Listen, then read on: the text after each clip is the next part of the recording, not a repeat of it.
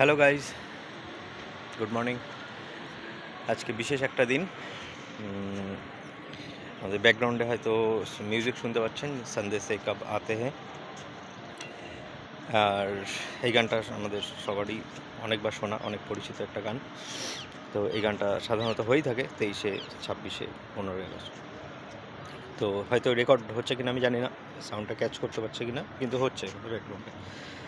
আচ্ছা, যে বিষয়টা আজকে শেয়ার করার জন্য এই ভিডিও আমি অলরেডি অনেকবার রেকর্ড করেছি। তারপরে মনে হয়েছে যে না, পোস্ট করা ঠিক হবে কি হবে না। তারপরে দেখলাম যে ফ্যাক্ট তো ফ্যাক্ট, তো ভালো খারাপ নিয়ে তো ভিডিও করা যাবে না, তো শেয়ার করার ছিল, করছি।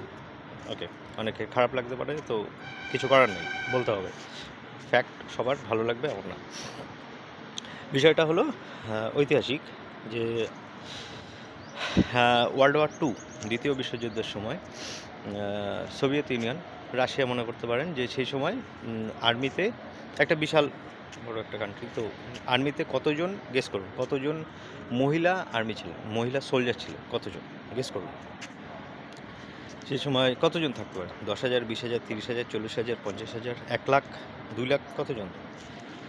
সেই সময় ছিলেন 8 লাখ, 8 লাখ, 8 লাখ মহিলা সৈন্য ওখানে ছিলেন, সার্ভ করেছেন, ছেলেদের পাশে দাঁড়িয়ে যুদ্ধ করেছেন, অনেকে মারাও গেছেন। কিসের জন্য? দেশের জন্য। উদ্দেশ্য কি? পরাধীন থাকা যাবে না, জার্মানিকে রুখতে হবে, আটকাতে হবে, মারতে হবে। না হলে আমি যদি না মারি তাহলে সে আমাকে মেরে দেবে, আর সে যদি একবার আমাদেরকে কবজা করে নেয় তাহলে সারা জীবনের জন্য পরাধীন।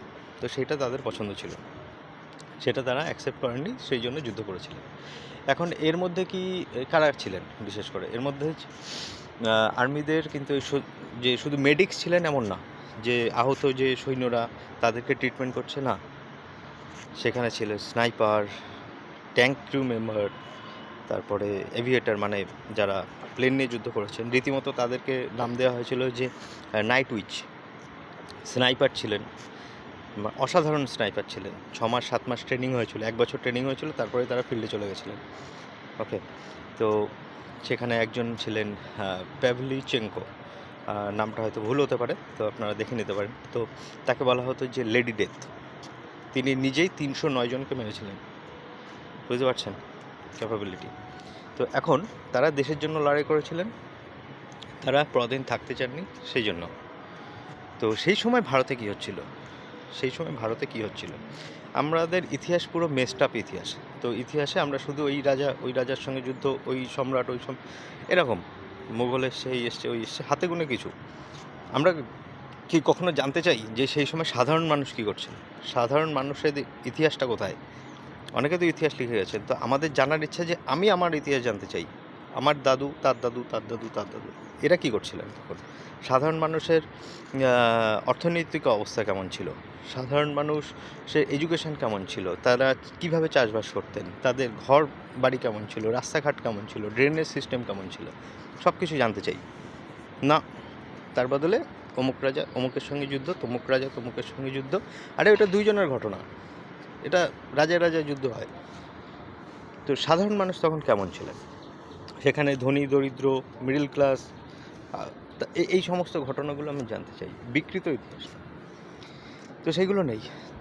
তো এবার এর মধ্যে একটা জিনিস আসে, সেই সময় মহিলারা কী করছিলেন? এই যে স্বাধীনতা সংগ্রামের সময় মহিলারা কী করছিলেন? যে দেশে যে 33 কোটি লোক ছিল, তার মধ্যে মহিলারাও তো ছিলেন। কতজন ফ্রিডম ফাইটার ছিলেন? 5,000, 10,000, 20,000, 1 লাখ, 1.5 লাখ, কতজন? রেকর্ড নিশ্চয়ই রাখা আছে। যদি রেকর্ড নাও রাখা থাকে, একটা আনুমানিক তো বলা যায় যে 1 লাখ, 1.5 লাখ, 1 লাখ 70, 80, 2 লাখ, এরকম তো থাকবে 33 কোটির মধ্যে।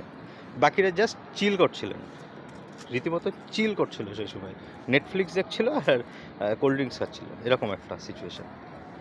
ওকে, আর বাকিদের শুধু মাথার মধ্যে পোকাটা ছিল যে না, স্বাধীন হতে হবে, পরাধীন থাকা যাবে না।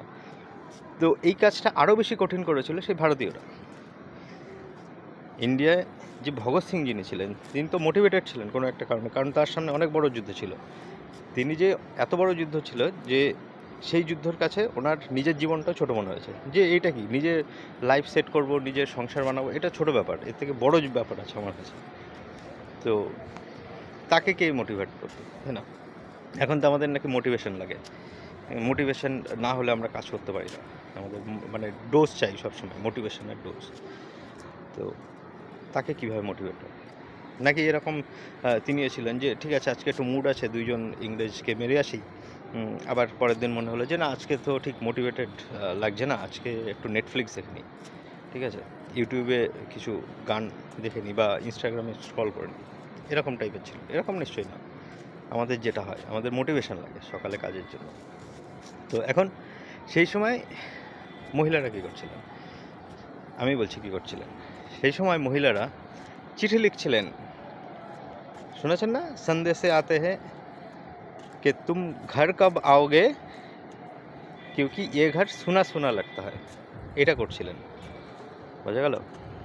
তাদের মাথায় এটা আসেনি যে আমি ঘরে কী করছি, ঘরে যখন সে নেই আমি এখানে কী করছি, সে কী করছে, কোন কাজে গেছে, সে কি বন্ধুদের সঙ্গে বিয়ার নিয়ে পার্টি করছিল? না। তাই তোমারও তো দেশ, তুমিও তো এখানে থাকছো, এখানে জন্মিয়েছো, এখানে খাচ্ছ, এই দেশ তো তোমাকেও থাকতে দিয়েছে, তুমি তো এই দেশেরই একজন, তো তুমি কেন যাচ্ছ না যুদ্ধে? করেনি, তিনি শুধু চিঠি লিখে গেছে ডিমোটিভেটেড করে। তো তার কাছে যখন সে যখন দিনের পর দিন মাসের পর মাস দেশের এই বর্ডার রয়েছে, দেশের জন্য জীবন দিচ্ছে, তার কাছে যখন এরকম টাইপের একটা লেটার আসে, তখন তার ওই মোটিভেশনটাই চলে যায় যে আমার এখানে উদ্দেশ্যটা কী। তার তখন শুধু মনে হয় যে ঘরে ফিরতে হবে, ঘরে মা রয়েছে। তো এই জিনিসটা অপোজিট হওয়ার কথা ছিল। মূল উদ্দেশ্য কী, যে ফ্যামিলি, তো তাহলে যাও ওখানে, ওখানে যাও, গভর্নমেন্টকে বলো যে আমি যাব ওখানে, তাই না? এখন আছেন কতজন আছেন? 3%, 4%। এখন ইন্ডিয়ান আর্মিতে মহিলা কতজন? 3-4% হবে ম্যাক্স টু ম্যাক্স। কতজনের কফিনে করে মহিলা এরকম শহীদ হয়েছেন, কফিনে করে বডি এসছে কতজনের বাড়িতে, কতজনের বাড়িতে এসছে? অহরহ শুনি যে এরকম পুরুষদের, মহিলাদের কোথায়? নিজেদেরকেই যদি নিজেরা মনে করি যে উইক, তাই না, তাহলে কে মোটিভেট করে তোমাকে আগে পাঠাবে? তুমি তো নিজেই ভেবে আছো আমার স্বাধীনতা চাই, আমার পরাধীন থাকবো না। কিসের স্বাধীনতা চাই? কে স্বাধীন? কেউ স্বাধীন না, কেউ স্বাধীন না। এটা হলো একটা জাস্ট ইলিউশন। মানে আমি মহিলাদের পার্সপেক্টিভ থেকে বলছি। মনে হয়েছে যে ছেলেরা স্বাধীন হয়ে রয়েছে, একদমই না, স্বাধীন নেই। প্রত্যেকে কিছু না কিছু জিনিসে ফেসে আছে।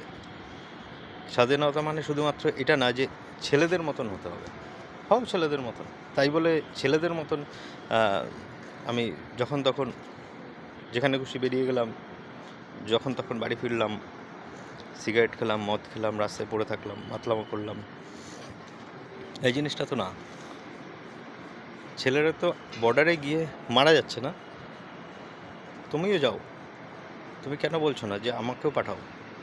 জাস্ট ভাবুন, আমাদের যে অভিনন্দন যাকে ধরে ফেলেছিল পাকিস্তানিরা, যখন প্লেন নিয়ে পাকিস্তানে পড়ে গেছিল, তার উপরে কী হয়েছিল সেই ভিডিও তো দেখেছি আমরা, সেই ফুটেজ তো আছে, তার সঙ্গে কী হয়েছিল শেষ পর্যন্ত আমাদের দেশে ফেরত দিতে হয়েছিল, সেটা পরের কথা। জাস্ট এখানে ইমাজিন করুন, সেখানে অভিনন্দনের বদলে যদি একজন মহিলা থাকতো, তাহলে তার সঙ্গে কী হতো? ওই ভিডিও ফুটেজটাও আসতো না, তাই না? সবাই আন্দাজ করেই নিয়েছেন যে তার সঙ্গে কী হতো। এবার আরেকটা ফ্যাক্ট দেখুন, যখন পেহেলগামে ঘটনাটা হলো, বেছে বেছে পুরুষদেরকে মারা হলো, মহিলাদেরকে ছেড়ে দেওয়া হলো। তাদেরকে বলা হলো যে যাও, তোমরা মেসেঞ্জার, তোমরা মোদিকে গিয়ে মেসেজ দাও। সাইকোলজি বুঝতে পারছেন যে কেন ছেড়ে দেওয়া হয়েছিল মহিলাদেরকে, কেন পুরুষদেরকে বারবার টার্গেট করা হয়েছিল? তাদের কাছে যে একটা বড় একটা উদ্দেশ্য আছে না, সেই উদ্দেশ্য যখন তারা সফল করার জন্য ছোটে রাস্তায়, সেটা আমি ফ্যামিলি থেকে বলছি, তাদের যখন উদ্দেশ্যটা একটা অন্য কিছুই থাকে, একটা অনেক বড় একটা টার্গেট থাকে, তখন বাকি যে টার্গেটগুলো না সেগুলো ছোট হয়ে যায়। যখন একটা বড় টার্গেটের জন্য সে বাইরে যায়, তখন বাড়িতে ওই পোস্ত আনতে কেন ভুলে গেছে বা শুকনো লঙ্কা আনতে কেন ভুলে গেছে কাজের থেকে ফেরার সময়, সেইগুলো না অনেকটা ছোট হয়ে যায়। সেটা ইম্পর্ট্যান্ট, এটা মানি যে সেটা ইম্পর্ট্যান্ট, কিন্তু সেইগুলো না ওই ছোট গোলটা ওই বড় গোলের সামনে। ওকে, তো এখন এই ইস্যুগুলো এখন অনেক বড় হয়ে দাঁড়িয়েছে ইন্ডিয়ান পার্সপেক্টিভ থেকে। এখনও ইন্ডিয়ানরা বুঝতেই পারে না যে আমরা কিন্তু এখনও পিছিয়ে রয়েছি চায়নার থেকে, জাপানের থেকে, রাশিয়া থেকে, আমেরিকার থেকে, ইংল্যান্ডের থেকে। তো এরা যে লেভেলে পৌঁছে গেছে আমাদেরকে সেই লেভেলে পৌঁছানোর জন্য কিন্তু কন্টিনিউয়াসলি কাজ চলছে। আমাদের যে সোলজাররা রয়েছেন বা বিউরোক্রেট যারা রয়েছেন তারা কিন্তু কন্টিনিউয়াসলি কাজ করে যাচ্ছেন। আগামী 20 বছরের মধ্যে যদি কোনো একটা বড়সড় যুদ্ধের সঙ্গে জড়িয়ে পড়ে ভারত, তাহলে কিন্তু আমরা আবার সেই 100 বছর পিছিয়ে যাব। সেই জন্য অনেক কিছু হয়তো আমাদের ভিতরে ভিতরে ওইভাবে চালিয়ে যেতে হবে, অনেক কিছু হজম করে যেতে হবে। কিন্তু তার সঙ্গে যে সাধারণ যে আমরা মানুষ যারা রয়েছি তাদের কিন্তু একটা দায়বদ্ধতা থাকবে যে আমাদেরকেও কিন্তু এগিয়ে যেতে হবে। ওকে, আমাদেরকেও কিন্তু ইন্ডিয়াকে ব্যাক করতে হবে। শুধুমাত্র এই দেশে বসে থেকে সরকারের দোষ ধরলে হবে না, সেখানে আমাদেরও কিছু ইনপুট থাকতে হবে। তো এইটাই বলার ছিল যে কেন আমরা ওদের মতো না। আজ থেকে প্রায় 100 বছর আগে যেখানে রাশিয়ান মহিলারা পার্টিসিপেট করেছিলেন, সেখানে আমাদের ভারতীয় মহিলারা কি করছেন। এর মধ্যে যদি এখন লজিক ঢুকে যায়, এর মানে কোনো রকম ফিট করার জন্য লজিক ঢুকিয়ে দেবে না, প্যাট্রিয়ার্কি সোসাইটি ছিল, আমাদেরকে ঘরের বাইরে বেরোতে দিত না।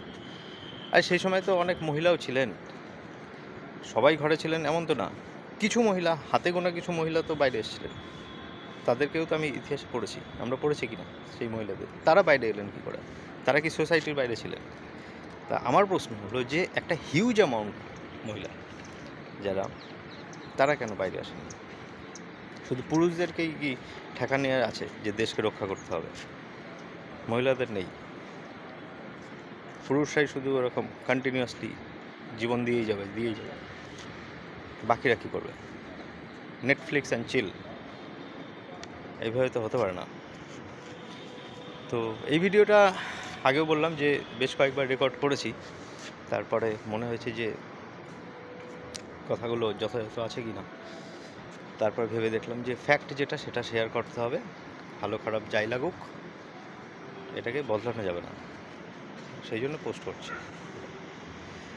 ভাববেন বিষয়টা।